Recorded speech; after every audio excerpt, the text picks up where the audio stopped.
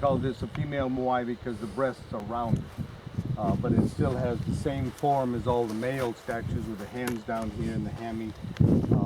He also said it has two heads, and that's where I thought he lost it.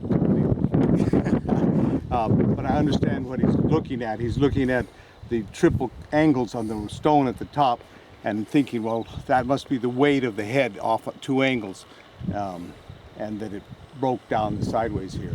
But I think he didn't think about red scoria, which has no crystalline form. So when this statue fell down backwards, landed on all these round paving stones, whatever angle those stones were on, would break it on that angle. So I think it was really evidence of how it fell and what kind of stone it is, not that it had two heads. And we'll go up over and look at this top moment here.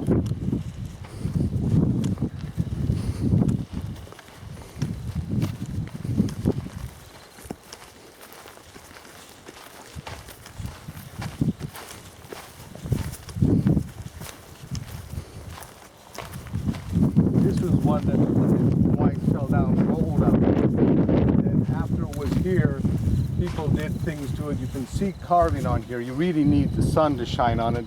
There's a chicken over here and a chicken over there and some boats on here. I have a hard time, and I know what's here, so I don't expect you to see it.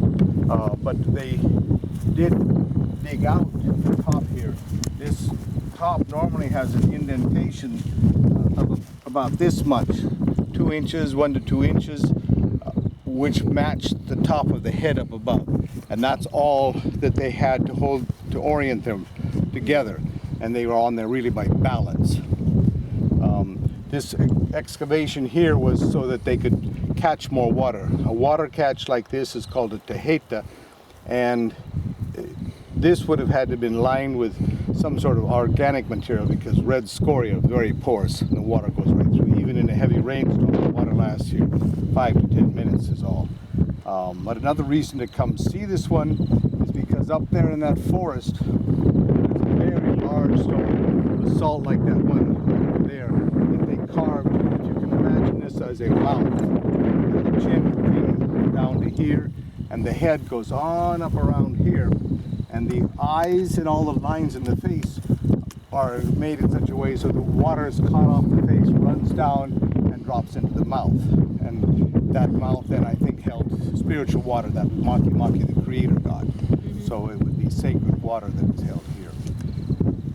And a couple of years ago, we found two big pieces and several small pieces up over on the right here of this coral. This is images of the coral that they carved to make eyes out of. It's a very solid coral. It still exists on the north coast in the shallows. But it's not like branching coral. I don't know if you want to